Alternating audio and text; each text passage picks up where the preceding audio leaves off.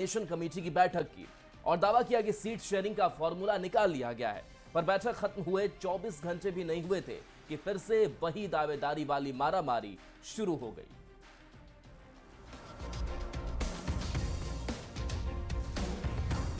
बारह जून को पटना में तेजस्वी यादव के आवास पर 3 घंटे तक लंबी चर्चा हुई।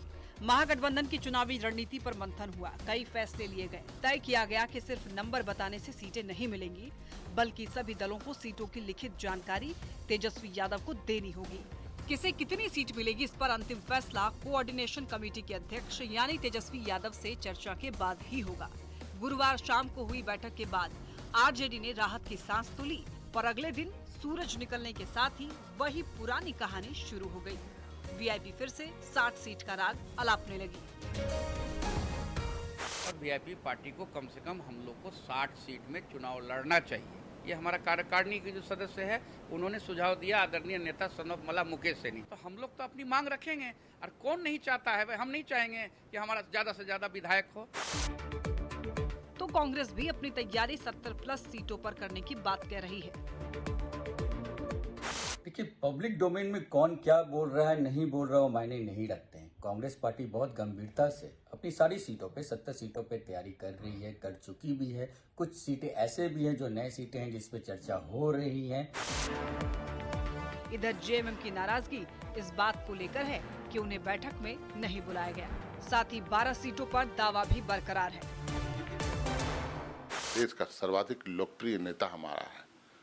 हेमंत सोरेन जी की लोकप्रियता किसी से छुपी नहीं है, और निश्चित रूप से हम इंडिया गठबंधन के महत्वपूर्ण घटक दल हैं, और हमारी लोकप्रियता, हमारे जनाधार का फायदा कहीं न कहीं इंडिया गठबंधन को भी मिलेगा। महागठबंधन में सीट शेयरिंग को लेकर जारी इस सिरफुटौल पर विरोधी खूब चुटकी ले रहे हैं। ये सभी महत्वाकांक्षी और सत्ता लोलुप दलों का गठबंधन है महागठबंधन। सीट शेयरिंग के नाम पर आप देखेंगे कि चुनाव के पहले ही ये दल गठबंधन समाप्त हो जाने वाला है। दरअसल इन्हें बिहार के विकास से कोई लेना देना नहीं। देखिए, ये 4 नहीं 40 बैठक कर लें, कोई परिणाम नहीं निकलने वाला है। आश्चर्य की बात कि चौथी बैठक और अभी तक सीएम का फेस ही तय नहीं हो पाया है। सारी पार्टियां अपने सीटों की मांग पर उसी तरह से अड़ी हैं। वीआईपी को 60 चाहिए, कांग्रेस को 70 चाहिए और माले को 45 सीट चाहिए। तो जो दिखावे की एकता है वह क्षणिक एकता है। तो आरजेडी का दावा है कि कोई कुछ भी बोले, गठबंधन में वही होगा जो तेजस्वी यादव तय करेंगे। इसलिए श्री तेजस्वी यादव जी के नेतृत्व में इंडिया गठबंधन की सरकार बनेगी, ये तय है। ये महागठबंधन में, इंडिया गठबंधन में शामिल सभी दलों को भी ये पता है। चुनाव की तारीख नजदीक आने के साथ साथ महागठबंधन में कंफ्यूजन बढ़ता जा रहा है। जिस कोऑर्डिनेशन कमेटी की बैठक में सीट शेयरिंग का हल निकलना था, उस बैठक के बाद स्थिति और बिगड़ती नजर आ रही है। न्यूज़ 18 के लिए पटना से संवाददाता संजय कुमार और अमित कुमार के साथ रांची से संजय सिन्हा की रिपोर्ट। पूर्णिया सांसद पप्पू यादव ने इशारों में तेजस्वी यादव पर निशाना साध दिया है। पप्पू यादव ने कहा कि कांग्रेस पार्टी किसको टिकट देगी, इसका निर्णय कांग्रेस का होगा। महागठबंधन के सभी साथियों को अपने अपने पार्टी के उम्मीदवारों पर विचार करने का अधिकार है। बेवजह दूसरे दलों के राजनीति में इंटरफेयर नहीं करनी चाहिए। लेकिन मैं एक सलाह जरूर दूंगा घटक दल लोगों को, इंडिया गठबंधन के घटक को, कि आप हेडमास्टर मत बनिए, और आप पार्टी स्वतंत्र है, और कांग्रेस का माँ बाप राहुल गांधी, प्रियंका गांधी, खड़गे हो सकते हैं, विचारधारा हो सकती, कोई और नहीं हो सकती। आप ये तय नहीं कर सकते हैं कि कौन कौन लोग लड़ेंगे। आप अपने दल का तय कीजिए कि आपके दल का लोग कौन होंगे, कांग्रेस में कौन लड़ेंगे, यह तय हमारे प्रभारी और हमारे नेता करें। बिहार आरजेडी अध्यक्ष पद के लिए मंगनी लाल मंडल का नाम लगभग तय हो चुका है। सूत्रों के हवाले से खबर है कि मंगनी लाल मंडल निर्विरोध चुने जा सकते हैं। हालांकि उनके नाम की औपचारिक घोषणा होनी बाकी है। आज आरजेडी प्रदेश अध्यक्ष पद के लिए नामांकन होना है। नामांकन प्रक्रिया की औपचारिकता पूरी होने के बाद नाम की घोषणा होगी। 19 जून को कार्य समिति की बैठक में नए अध्यक्ष की घोषणा होगी। मंगनी लाल यादव, लालू प्रसाद का आशीर्वाद और तेजस्वी का साथ मिल चुका है। मंगनी लाल मंडल मधुबनी के रहने वाले हैं। अति पिछड़ा धानुक समाज से आते हैं। वे नीतीश लालू दोनों के करीबी रह चुके हैं, सांसद और 2 बार मंत्री रह चुके हैं। लालू राबड़ी सरकार में मंडल 2 बार मंत्री रहे हैं। साल 2019 में आरजेडी छोड़कर जेडीयू में शामिल हुए थे। साल 2025 में वे दोबारा आरजेडी में शामिल हुए थे। मंगनीलाल मंडल अति पिछड़ों के बड़े नेता माने जाते हैं। चलिए खबर अब मोतिहारी से आपको बता दें, जहां बेतिया राज की जमीन खरीद बिक्री में गड़बड़ी की सूचना के बाद भूमि सुधार और राजस्व मंत्री संजय सरावगी पहुंचे। संजय सरावगी के साथ विभाग के सचिव जय सिंह भी वहां पर मौजूद रहे और इस दौरान उन लोगों ने जिले के सभी एडीएम, एसडीएम, डीएसएलआर और अंचलाधिकारी के साथ समीक्षा बैठक की। इस दौरान मंत्री ने सभी अधिकारियों को ये चेतावनी देते हुए कहा कि गरीबों के लिए चल रही योजनाओं में धांधली किसी भी हाल में बर्दाश्त नहीं की जाएगी और बेतिया राज की जमीन अवैध तरीके से भू माफियाओं के द्वारा खरीद बिक्री की जा रही है, जिस पर लगाम लगाने के साथ साथ कड़ी कार्रवाई करने की भी जरूरत है। आम लोगों को त्वरित गति से न्याय मिले और आम लोगों को जल्द से जल्द उनका जो काम है वो हो जाए, इसके लिए हम लोग कटिबद्ध भी हैं, प्रतिबद्ध भी हैं और जहाँ जहाँ बहुत शिकायतें मिल रही है उस शिकायतों की जांच भी हम लोग कर रहे हैं, कार्रवाई भी कर रहे हैं। और पूर्व में जमाबंदी के रिजेक्शन के मामले बहुत ज़्यादा थे, अब लगातार मॉनिटरिंग होने से रिजेक्शन के मामले घटे हैं। इसको और कम करने की आवश्यकता है, चाहे परिमार्जन प्लस हो, चाहे अभियान बसेरा 2 के अंतर्गत भूमिहीनों को जमीन देने का मामला हो, इस सभी की समीक्षा हो रही है और उस समीक्षा में जहां बेसिक गड़बड़ी है उसको ठीक भी कर रहे हैं और जो अधिकारी सुधरेंगे नहीं उन पर कार्रवाई भी। अहमदाबाद प्लेन क्रैश में पटना की बेटी की भी जान गई है। पटना के महुआ बाग के जगदेवपत की रहने वाली मनीषा थापा 12 सदस्यीय क्रू मेंबर की सदस्य थी।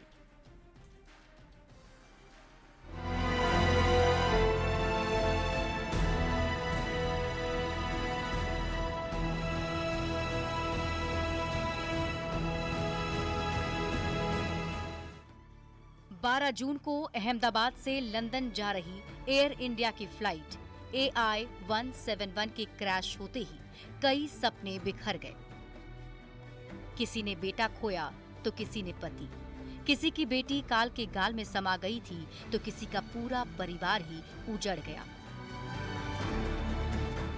इस हादसे में बिहार की एक बेटी की भी जान चली गई। नाम था मनीषा थापा। पटना के जगदेव पथ के रहने वाली मनीषा ने आसमान में उड़ने का सपना देखा था, जिसे जल्द ही साकार भी कर दिया। पटना के सेंट जेवियर कॉलेज में पढ़ाई करने वाली मनीषा ने कम उम्र में ही एयर होस्टेस का कोर्स पूरा कर लिया। इंडिगो एयरलाइन से ग्राउंड सपोर्टिंग स्टाफ के तौर पर करियर शुरू किया और फिर अकासा एयर से जुड़ी और कुछ ही दिनों में एयर इंडिया में एयर होस्टेस की भूमिका में केबिन क्रू मेंबर बन गई। वो केबिन क्रू मेंबर के तौर पर लंदन और ऑस्ट्रेलिया जाने वाली एयर इंडिया की फ्लाइट्स का हिस्सा होती थी। लेकिन किसे पता था कि गुरुवार को अहमदाबाद से लंदन के लिए उड़ी फ्लाइट उसके जीवन की आखिरी उड़ान साबित होगी। स्कूल में है ना, वो तो बचपन से ही इतना अच्छी थी ना ज्यादा बोलती थी ना, किसी से बात नहीं, ना दोस्ती यारी ज्यादा था। मनीषा के कॉलेज में पढ़ने वाले छात्र और टीचर्स इस खबर से हैरान हैं। कॉलेज प्रबंधन ने मनीषा के याद में शनिवार सुबह 8:45 बजे एक शोक सभा भी बुलाई। बहुत बुरा लग रहा है, सब रोया है, पूरा एरिया रोया। हाँ। मूल रूप से नेपाल की रहने वाली मनीषा का परिवार बिहार में ही बस गया था। मनीषा की मौत से पड़ोसियों के साथ साथ सेंट जेवियर्स कॉलेज के छात्र और शिक्षक तक दुखी हैं। न्यूज़ 18 के लिए पटना से रवि एस नारायण और दानापुर से अमरजीत शर्मा की रिपोर्ट। अहमदाबाद प्लेन क्रैश में पटना की एक बेटी मनीषा थापा की जान चली गई है। Manisha plane crew member team में एयर होस्टेस के तौर पर काम कर रही थी। मनीषा ने पटना से ही पढ़ाई की है और उसका ग्रेजुएशन पटना के Saint Xavier college of management and institute से हुआ है। मनीषा की मौत की खबर के बाद उसके दोस्तों के अलावा सभी छात्र दुखी हैं। मनीषा थापा की याद में आज कॉलेज में श्रद्धांजलि सभा का आयोजन किया जाएगा। मनीषा की कॉलेज से जानकारी दे रहे हैं न्यूज़ 18 संवाददाता संजय कुमार। इंडिया में इतनी बड़ी पोस्ट पर जाना, इतनी कम एज में, इतनी कम टाइम में, अपने आप में सेंट जेवियर्स कॉलेज की और हम लोग जेवियर एलुमनाई संघ के लिए बहुत ही गर्वान्वित क्षण था। लेकिन वो एक पल में जब ये खबर मिली, हम लोग रात में सो नहीं पाए। One of the brightest student from our college, from that batch, studious topper, यहाँ पे काउंसिल मेंबर भी थे और उन प्रोफेसर्स की काफ़ी ओबिडेंट।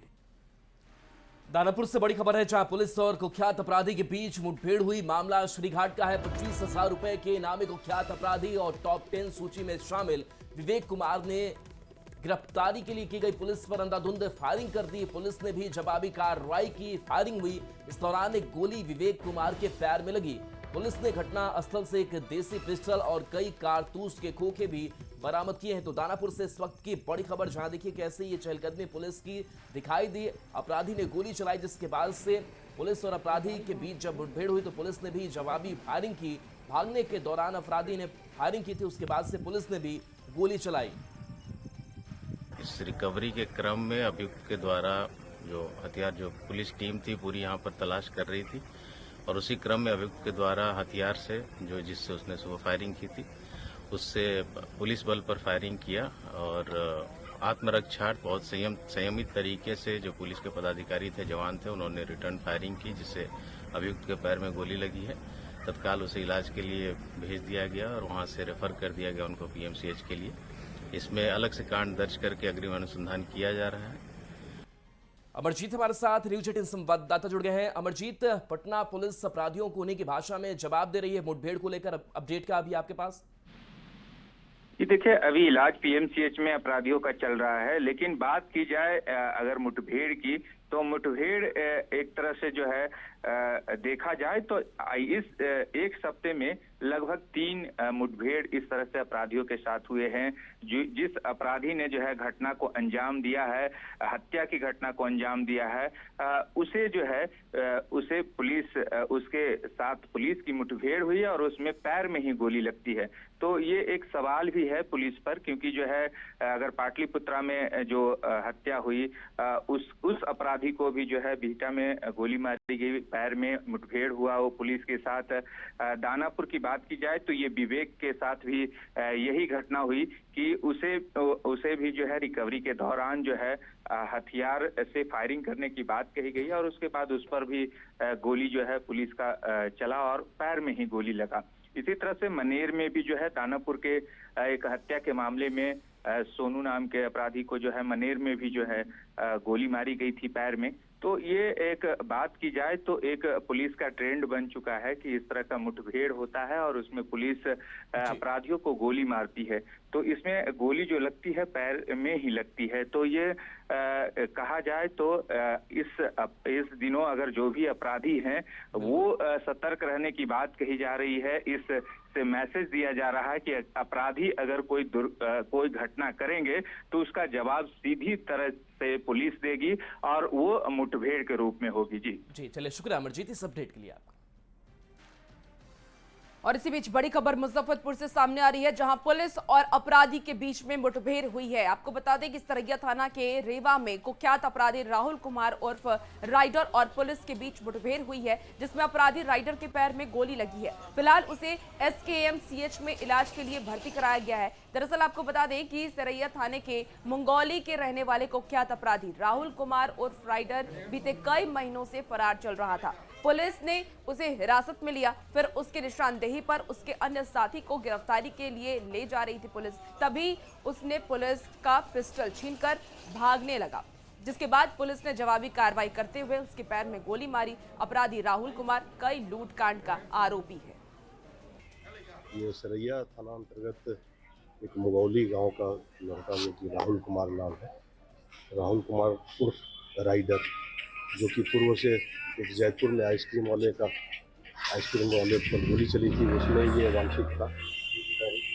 कुछ दिन पहले जयपुर में भी एक पिकअप लूट कांड हुआ था, उसमें भी इनकी संलिप्तता है और बिल्कुल ही कंट्रोल फायरिंग करते थे। इन लोगों का मकसद यही था कि कैसे उसकी गिरफ्तारी हो जाए, क्योंकि एक बार तो वो भाग ही चुका था, जिसमें कि हम लोग FIR दर्ज किए थे। तो इस तरह से उनके पैर में घुटने के नीचे एक गोली लगी है। मुजफ्फरपुर में कुख्यात अपराधी और पुलिस के बीच में मुठभेड़ हुई है। सरैया थाना क्षेत्र के रेवा में कुख्यात अपराधी राहुल उर्फ राइडर के पैर में गोली लगी है। दरअसल राइडर को गिरफ्तार किया गया था जो बीते कई महीनों से फरार चल रहा था। कई बड़े लूटकांड का आरोपी है, कुख्यात अपराधी कहा जाता है राइडर, और वह बीते काफी समय से फरार चल रहा था। पुलिस ने उसे हिरासत में लिया था और उसकी निशानदेही पर एक अन्य जो उसके साथी थे उसको ढूंढने के लिए पुलिस जा रही थी, उसको लेकर जा रही थी। इसी दौरान जो है वह एक पुलिसकर्मी का पिस्टल छीनता है, भागने का प्रयास करता है, लेकिन और इसी दौरान वह पुलिसकर्मी पर फायरिंग भी करता है, जिसमें पुलिस की गाड़ी पर भी जो है वह गोली लगती है। जिसके बाद पुलिस ने जवाबी कार्रवाई की और उसके बाद उस कुख्यात अपराधी राइडर के पैर में गोली लगी है। उसे फिलहाल SKMCH लाया गया है। तमाम पुलिसकर्मी भी यहाँ पर मौजूद हैं। तो तमाम जो सीनियर पदाधिकारी है वह भी यहाँ पर मौजूद है, पहुंचे हैं। SKMCH में कुख्यात अपराधी जिसको मुठभेड़ के दौरान पैर में गोली लगी है उसे लाया गया है।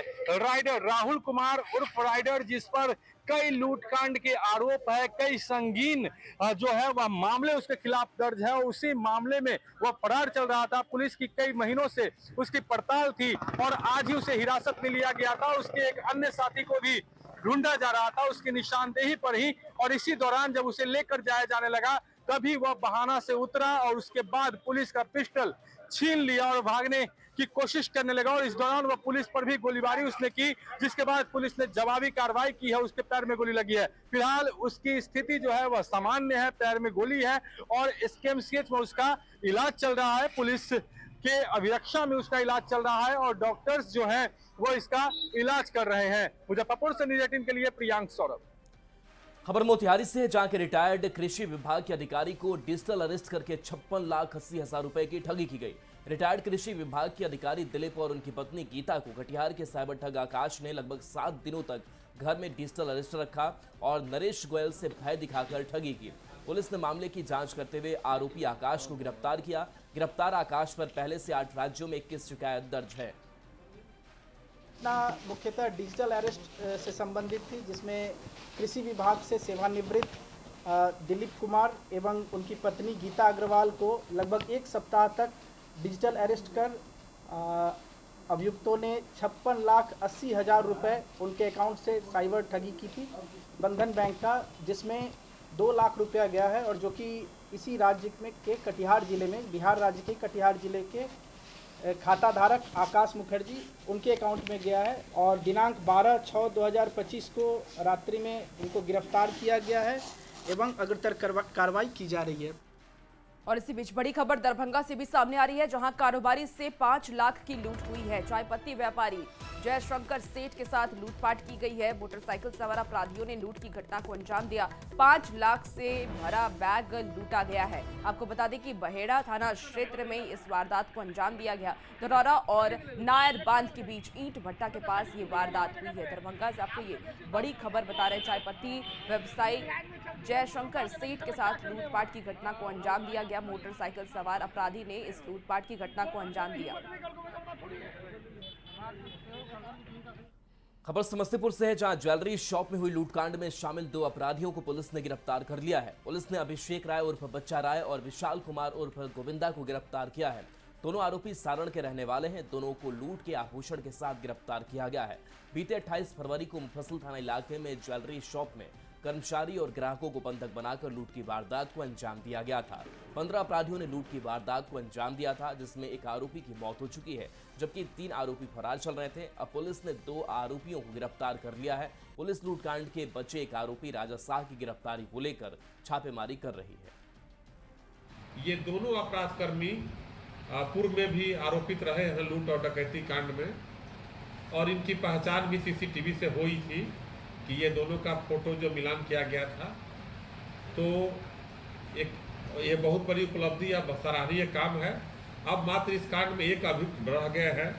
इस घटना के बाद इन लोगों ने कुछ सोना को गला दिया था और गला करके कुछ बिस्किट बना के रखा था।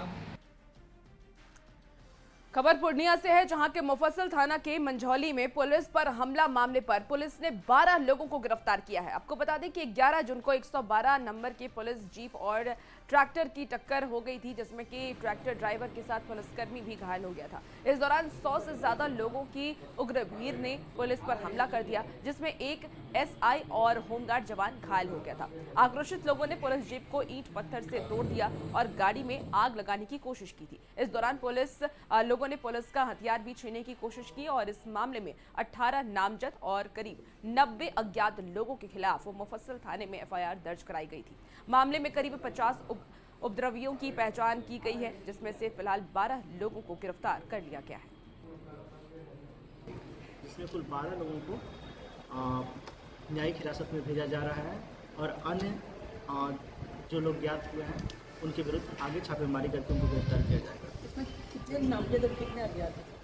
नामजद 18 थे और 80 से 90 के बीच में अज्ञात लोग थे। तकरीबन 100 से ज़्यादा लोग थे उस समय, जिनमें से 50 से 60 लोगों को आइडेंटिफाई कर लिया गया है और आने वाले दिनों में उन्हें भी गिरफ्तार किया जाएगा। बक्सर से बड़ी खबर है, जहां पुलिस टीम पर युवक ने हमला किया। घरेलू विवाद सुलझाने टीम पहुंची हुई थी। एएसआई पर चाकू से हमला किया गया। जख्मी एएसआई सदर अस्पताल में भर्ती हैं। एएसआई नीतीश गंभीर रूप से घायल हैं। आरोपी को गिरफ्तार कर लिया गया है। पुलिस मामले की जांच में जुटी हुई है। तो बक्सर की ये तस्वीरें, जहां एएसआई पर चाकू से हमला किया गया। घरेलू विवाद सुलझाने के लिए पुलिस की टीम पहुंची हुई थी और इसी दौरान ये हमला हुआ। घायल जो एएसआई है फिलहाल इलाजरत है। रोकने के लिए ऐसे ही जो नीतीश कुमार जी थे उनके पीछे दौड़े, तो उस पर उन्होंने जो एक किचन नाइफ जो होता है, घर में जो किचन का नाइफ का इस्तेमाल किया जाता है, उसका इस्तेमाल करते हुए उनके ऊपर सर पर प्रहार किया। इसमें उनको सर में इंजरी हुई और फिर हम लोगों ने जब उनको सदर अस्पताल में बेसिकली इलाज करवाया। और फिलहाल रुकते छोटे से